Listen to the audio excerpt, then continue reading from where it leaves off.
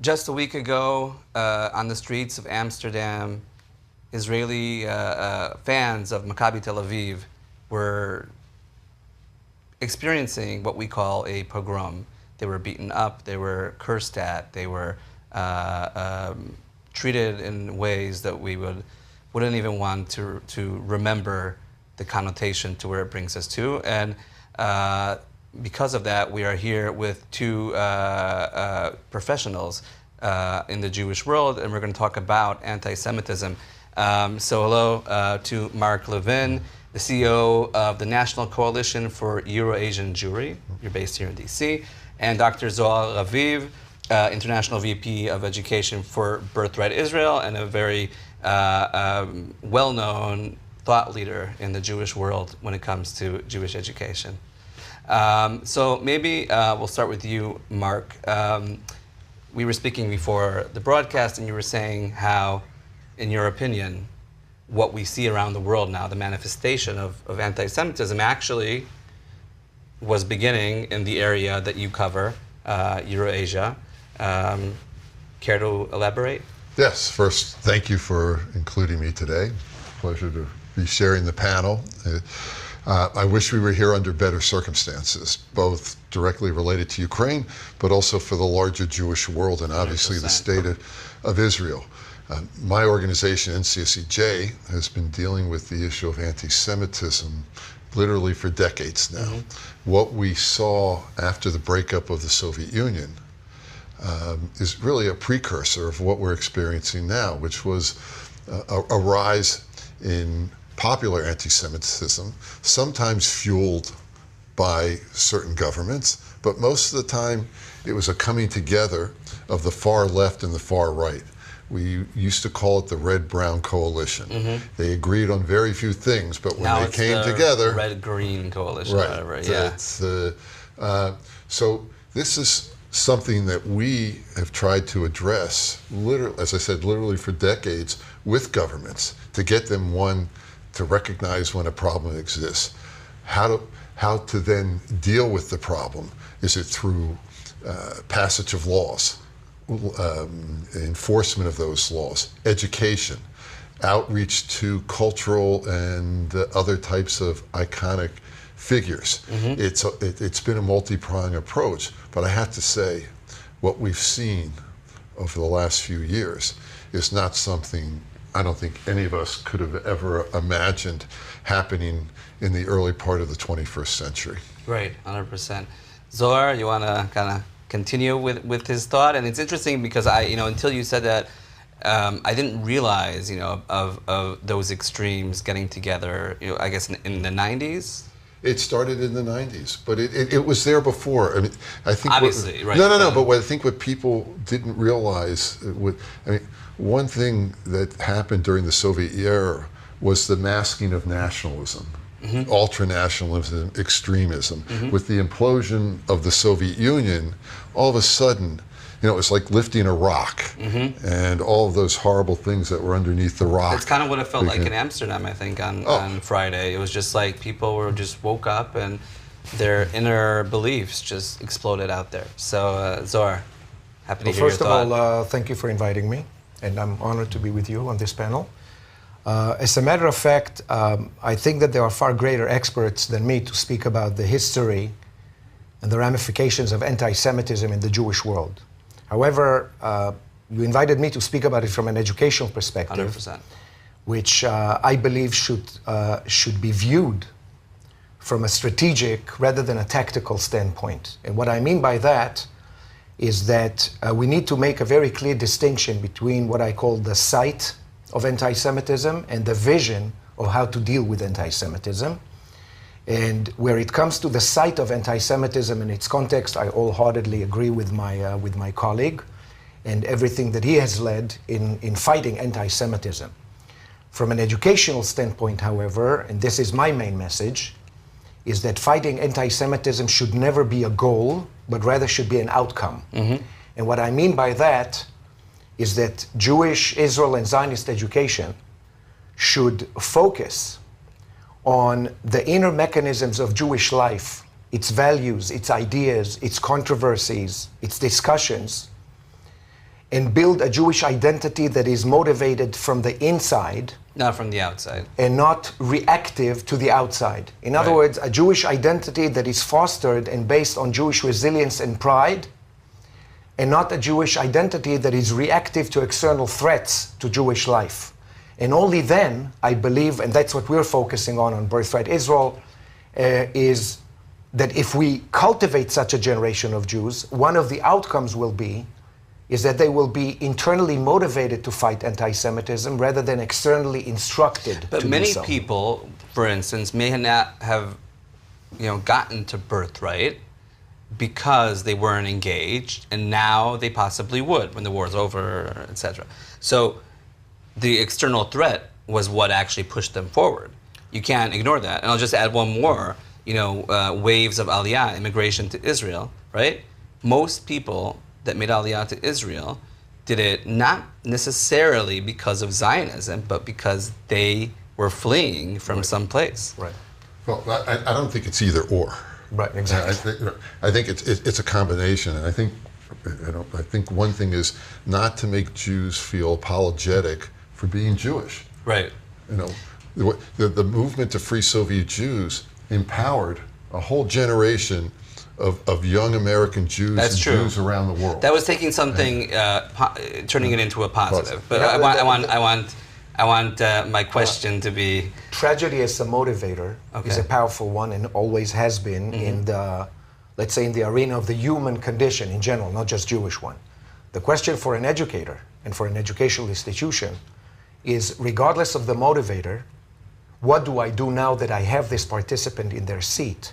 And how do I transform their identity, not to turn this motivator into the byword of their ongoing Jewish identity? And that's what we're trying to do. So in other ways, in a way, right, there is generations of Jews that were educated about Judaism through the Holocaust, right? It's interesting how I sound American, but I grew up in Israel. Every single kid, Jewish kid who went through Jewish day school, there's certain books, like, from, I forgot the name now, but Night, I think, right? And Elie Wiesel, and there's certain documents that they had to learn, and it's part of their identity. Every single one of them, you'll stop them, right? They read it. So that's part of their identity is this Holocaust, right? It's more than that, and you've heard me say this before. I think that I like listening to you. That's why we had you come. Our story, as I say it, our story is the story of the ever-living people, and our narrative is many a time the narrative of the ever-dying people. And we should change our narrative to correspond with our story. That's the mandate of education, in my opinion. Okay. My generation came of age at the height of the Cold War. It was also post, it was the never again, we were the never again generation. Right. Yeah. And that translated into, well, if what our parents and grandparents couldn't do for the Jews of Europe, we weren't going to fall in the same place or become the same victims for the Jews in the Soviet Union and Eastern Europe. Yeah. And that was a strong motivating factor, but it wasn't the only one, because we were also coming, we were coming out of a generation. The post-World War II generation in this country was the first generation of Jews, again, that didn't apologize for being Jewish. Yeah.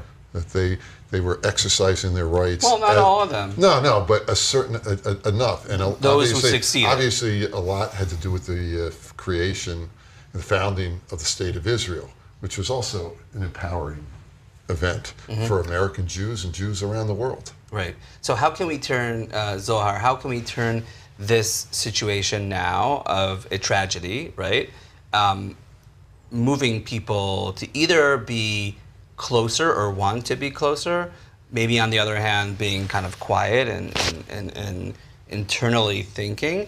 How are we able to take that to the next level of being active and strategic, as you said? I think that we're dealing, when we talk about the Jewish world in general, and especially about young adults, which is my and Birthright Israel's forte, is that we're dealing with what I call a silent majority that increasingly feels as a silenced minority. And we need to do two things from a strategic standpoint on this level. Number one, we need to reassure them and bring to their awareness the fact that they are the majority. In other words, they belong to a majority that really wants to wrestle with issues of Judaism, Israel, and Zionism in a responsible and intelligent manner.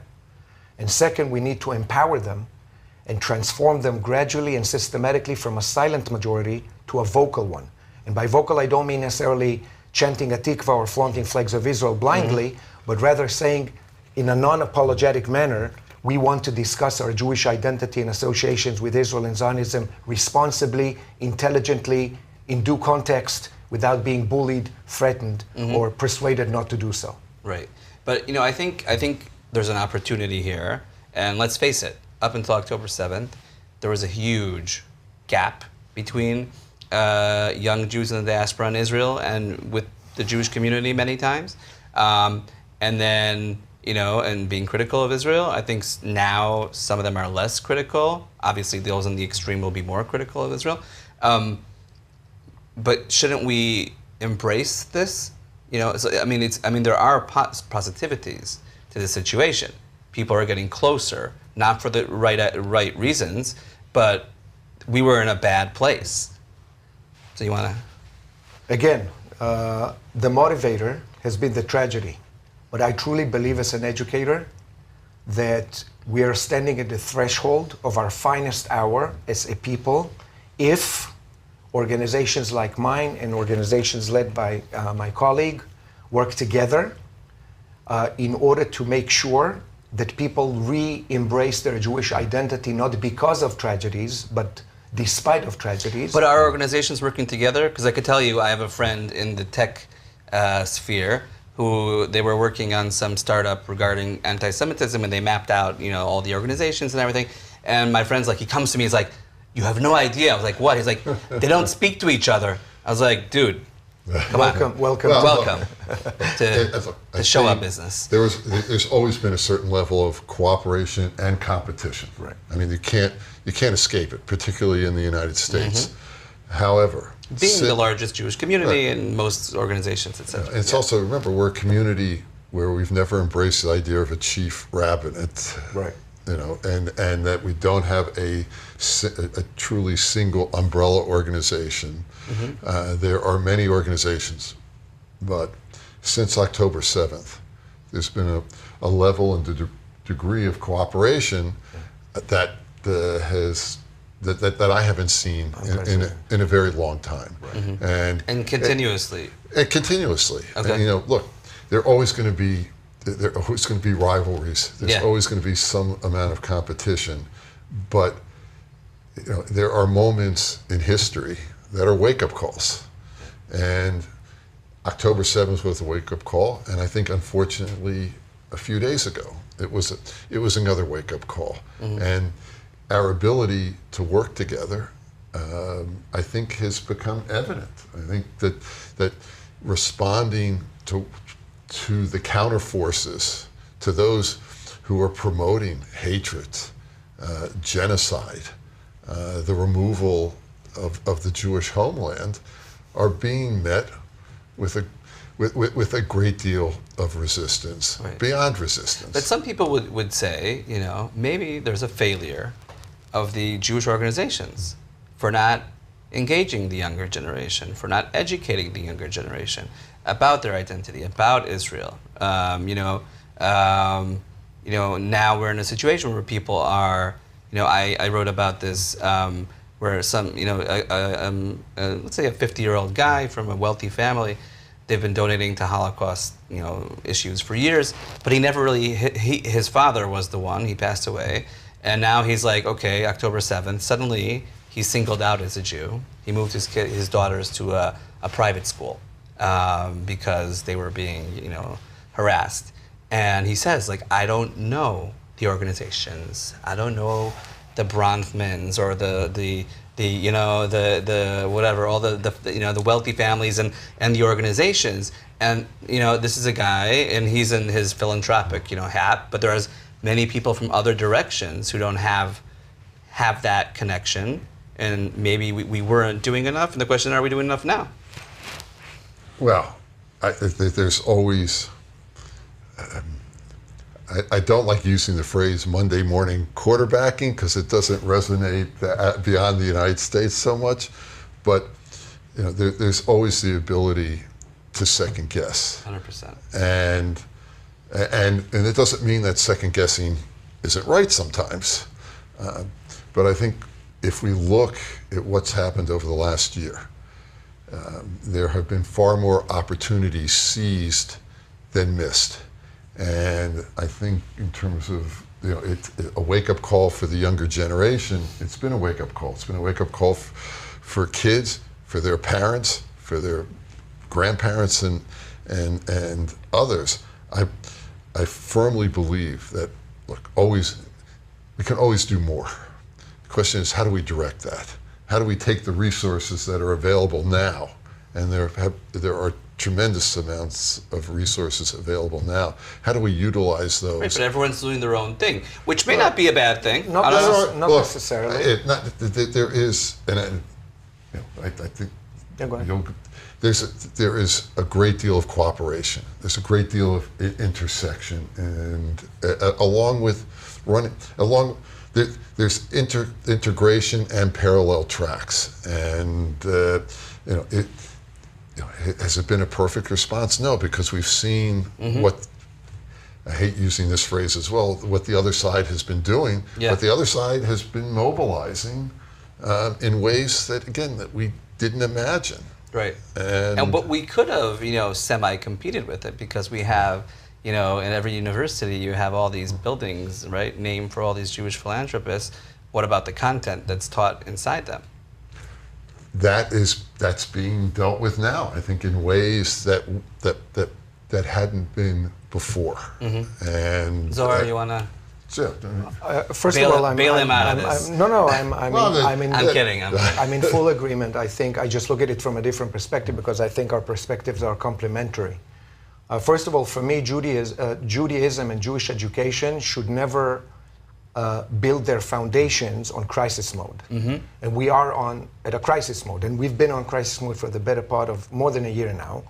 And we should realize that. In other words, I think that the tremendous response of the American and the global Jewish community to what had happened in Israel on October 7th and in the rest of the Western world starting October 8th has been and continues to be remarkable. However, the memory of tragedies eventually dissipate. That's also part of the human condition. And if we do not,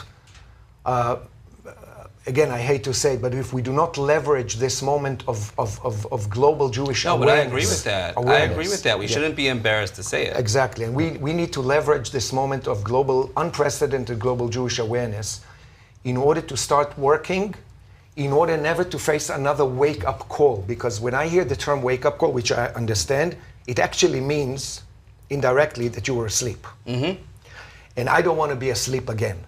But we will be, Hopefully. Historically, we need that hit on the head every few generations. You're probably right. But in the interim stages, I believe that one of the lessons the Jewish world should heed to is that we need much more cooperation, much less redundancy, duplicity. But can you give me an example of what is being done, being discussed within these rooms, right? And you're in many First of all, rooms and forums. One of the forums that you and I are the Coalition for the Jewish People that we run in Israel, the Jewish People, which does tremendous work.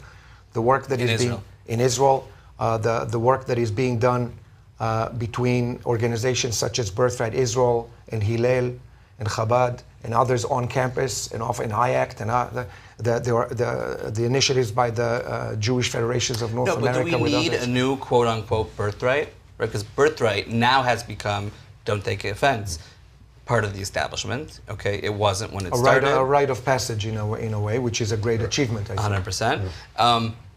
So maybe there needs to be that young, different kind of, chutzpah-ish organization or movement of people. If you talk to Gidi Mark, our CEO, you'll see whom you know very well. You know that chutzpah and rethinking outside the box, that's his forte. That's his forte, yeah. Birthright Israel under his leadership never became a rite of passage that kind of thrives on its laurels, but actually reinvents itself all the time. And we've been busy reinventing ourselves since October 7th. And I think that in some ways, there's much more work to be done. In other ways, I think we've done great work. Look, there are Very diplomatic answer. There are levels of cooperation among different organizations, among religious streams. Right. That and again, it may have started in tragedy.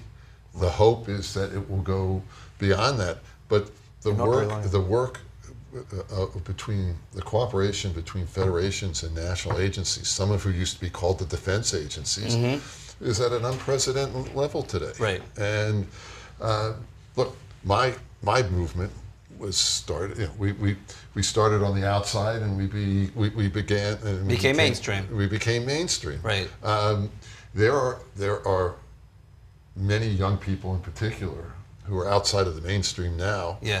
Who are speaking out since October 7th, but are trying to utilize the resources that are available from the mainstream without sacrificing what they believe in. What they believe in. So I wanted to ask you, with relevance to that. So, do you feel, as an American Jew, because Zohar and I are Israelis, so do you feel that Israel, both as a state, but also as a nation or whatever, is doing enough to produce, whether it materials, information, even news, even research, like enough for these young Jews or older Jews who want to tell the story in the way they believe to be so, but don't have the tools?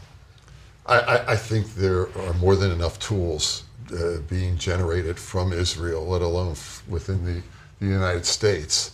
I think it's how we get that information, those resources, those tools out to the people that need them. Look, since the founding of the state, there's been a push-pull relationship with the diaspora, in particular with the American diaspora. Yeah. And and there always will be. And there always will. I mean, Israelis believe they know everything. That they know the American Jewish community as well, if not better. And the American Jewish community is saying that the Israelis don't understand. And will we ever get over that divide? No.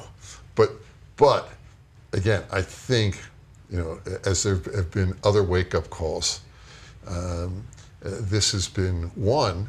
But we've also, how do we, one question here, and I think it's probably similar in other diaspora communities, how do we expand our outreach beyond the people that we're already in contact with or on the periphery? Because, in the United States, we're talking about, it's still a significant Jewish community that is that's defined in many different ways. Very different ways. I'll add to that something, with your permission, because I fully agree with your analysis, but I'm actually from an strategic and educational standpoint, one of the things that can be done in light of what you call this divide, which I acknowledge as well, and we acknowledge as well, is really Zohar and I not thrive, but we is the world in which we live. We live in trying to bridge that divide. We need to cultivate in different ways. Yeah, and we need to cultivate. The sort of people, both in Israel and in the USA, who are what I call culturally and conceptually bilingual.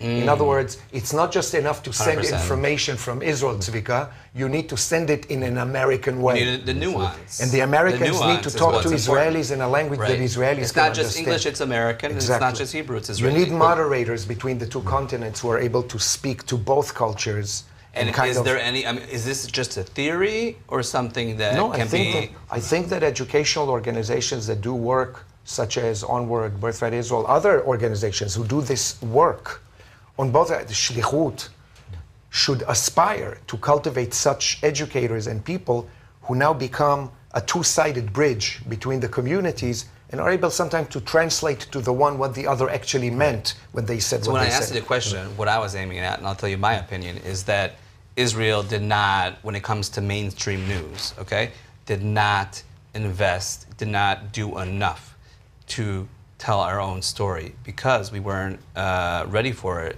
The Prime Minister's office didn't have enough people, the Foreign Ministry which is an internal issue, but has effects all over the world, is not as strong as it used to be. So war breaks out. IDF spokesperson's unit is amazing, doing very good things. Lots of people, whether serving there or doing, their reserve duty.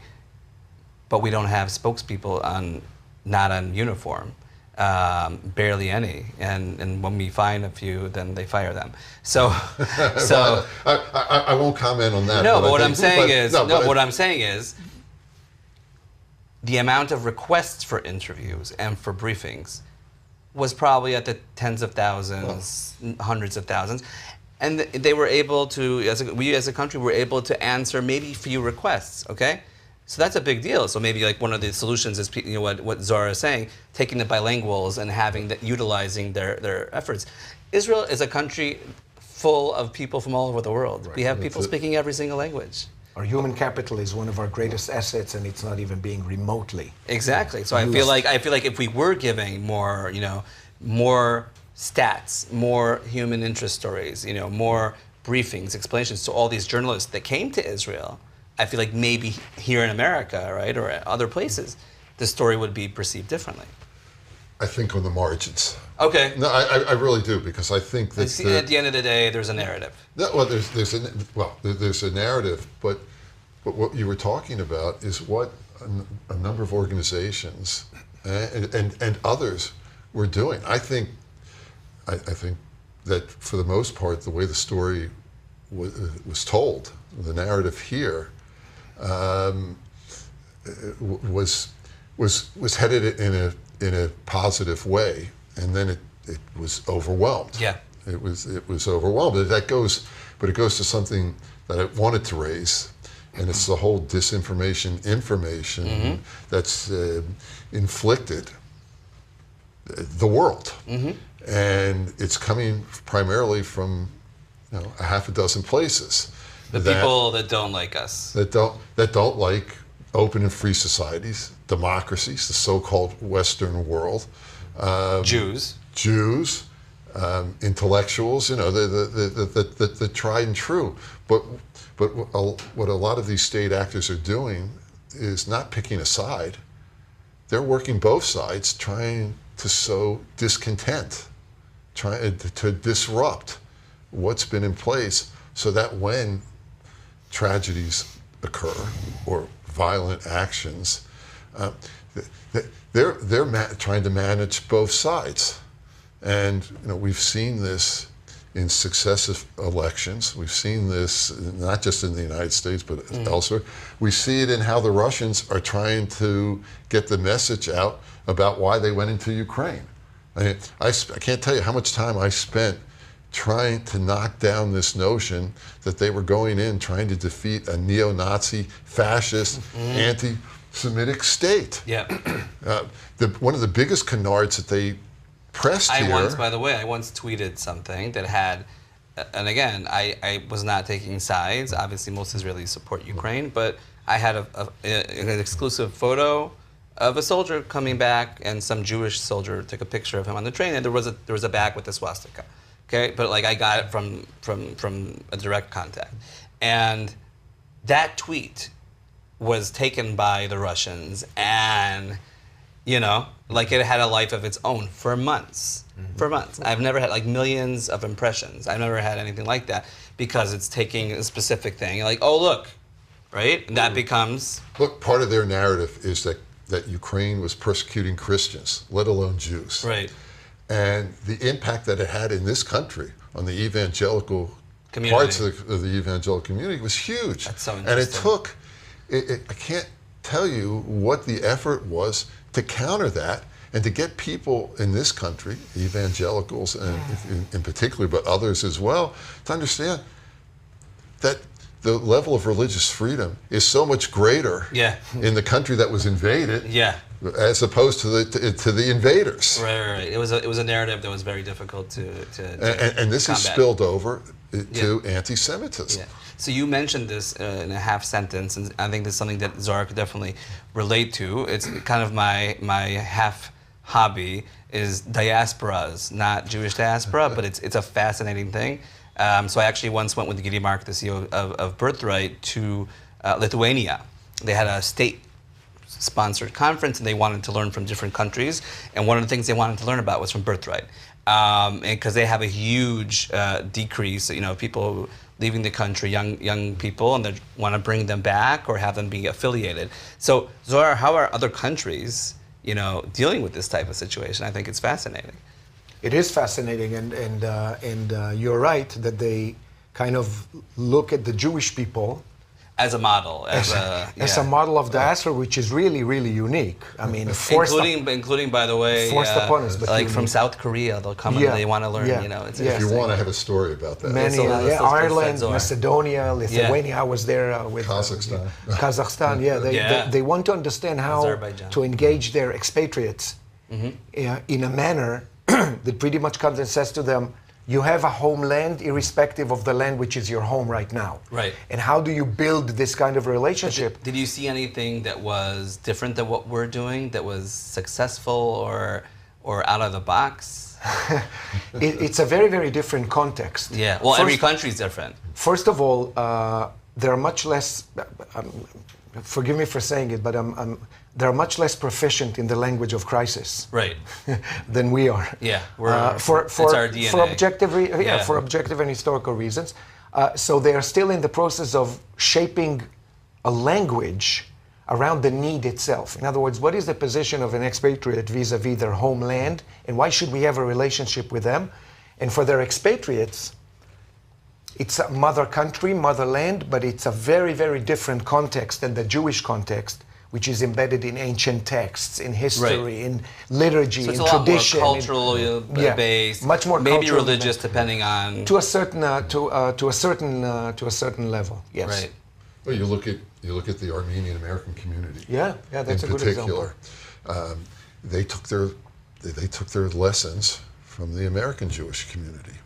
I can't tell you how many diasporas, let alone governments, have come into our office and said, teach us. I said, I'll give you one quick example outside of the region, but only in China can a religion that has 100 million followers be called a religious minority. Okay.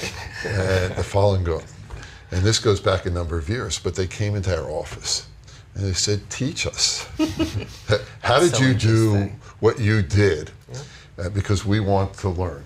You know The Jew in the Lotus? That's a classic example about the Dalai Lama, right? The book of The Jew in the Lotus that wanted to learn from rabbis in America. Yeah. How do you manage a life in the diaspora, in Galut, in exile, and sustain the vitality of my people? That's fascinating. So we have to round up. So happy for every one of you to kind of summarize and think of looking forward. How should we be, combating anti-Semitism? But I think what we all agree upon is it's not just the act itself. It's really, I think, the education or the knowledge, the affiliation, the connection to Israel and to the Jewish people that will already make them be strong and sustainable.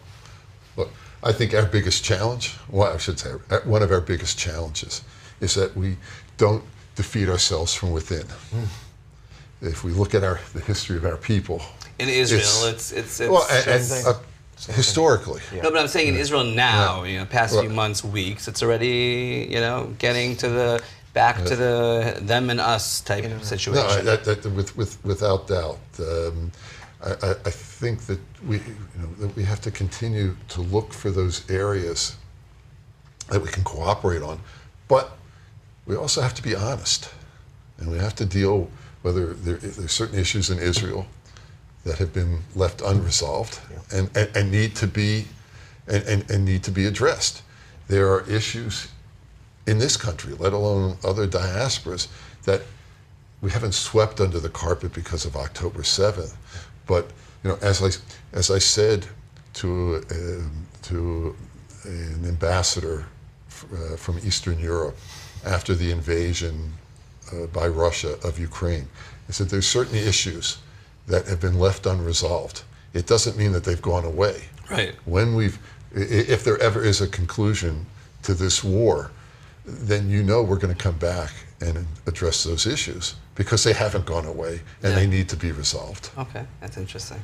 I wholeheartedly agree, and I would add that we need to be very conscious of the fact that on the one hand, the global Jewish community and its non-Jewish allies need to be much more rigorous and unapologetic about fighting anti-Semitism as an unacceptable form of social discourse, period. And at the same time, not allow anti-Semitism become the byword of our Jewish identity formation in Dagmar. In other words, there are two parallel tracks here where each one does very important work, but we should not let them merge into one another, because if we do the latter, it could have destructive ramifications on Jewish identity for generations to come. Right. So I think what I'm going to take from this conversation, I liked, your theory about the people who are bilingual, or bicultural. And I think that's something that really needs to be kind of elevated, because there's so many people like that, but they're not necessarily, they don't know where to go or how to do it. So I think those types of people really need to be given some sort of a platform or a way to facilitate to facilitate what's within them. Absolutely. That's it. They don't have to, they know the two cultures. They just have to, kind of translate it to each other. And in doing it in a way that doesn't make them feel inferior to 100%. others. Absolutely. 100%. Absolutely. So we all agree about that. So thank you, Dr. Zohar Raviv, and thank you, Mark Levin, for coming to the studio here in Washington. And let's hope we meet in better terms. Absolutely. Absolutely. Thank you for having us. Thank you.